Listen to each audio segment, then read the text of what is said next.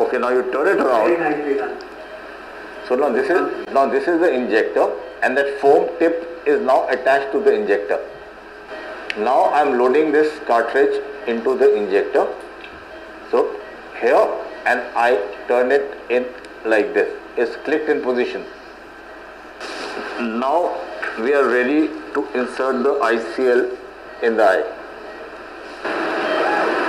Now there are two ways to insert it, under visco or under hydro. Both techniques are very good.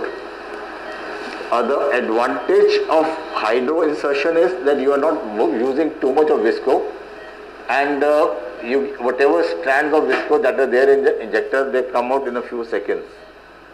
Whereas if you insert the ICL under visco, then the visco may get attached to the plates of the haptic, and some of it may still stay back and cause a secondary or early post-op rise in IOP. So an irrigator, if you see my parameters, the IOP is at 40 on the screen. So low IOP, and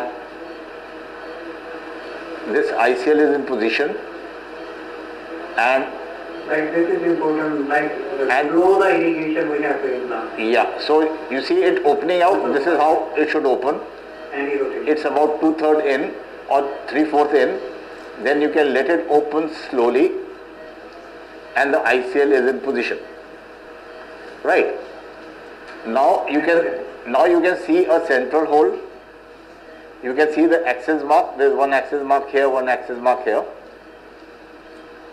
Now what I am going to do is, whatever little visco was there which came in with the injector, just in a few seconds that visco is out.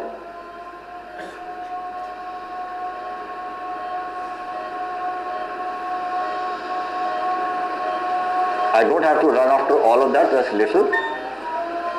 So that's it, and I am ready to go to the next step. That is the advantage of inserting it under hydro. It's not about time, it's about visco, which is easily removed. Now, before I tuck the ICL into the required position, I have to bring the ICL and align the axis marks. These are the axis marks to the axis marks on the cornea.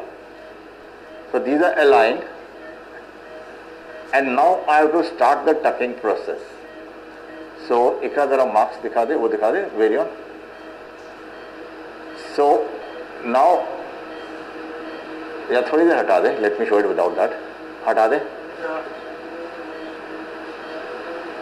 So, first the distal one, and press and tuck. One gone, simple. The second one, tuck, tuck, tuck, and twist, and it goes into the eye. Second gone, and it is on the axis mark which are shown on the cornea. Now you are coming to the third one.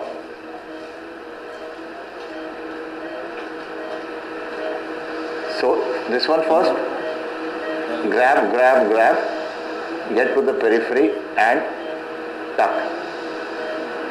The third in position, and with the left hand I am ensuring that the ICL does not move out of its axis. And then the fourth one, grab, grab, grab, and tuck, and in position. Now see, I have tried my level best to keep the ICL on the axis. It looks on the axis, but let's confirm it with the varion. Check. Yeah, this is one of the excellent ways of putting the toric ion along the axis, because once you engage the ICL below the iris.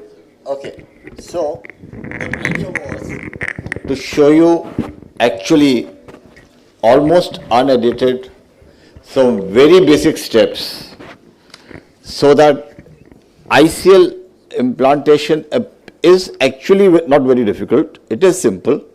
The steps are simple, So this just gave you an idea how you could go through these steps simply. There was actually no struggle, nothing. And since it was almost a live continuous performance, you could actually see that there is no magic from behind it. They are just simple steps to put an ICL in the eye. Thank you. Thank you, Dr. Sanjay Chaudhary, for that wonderful demonstration.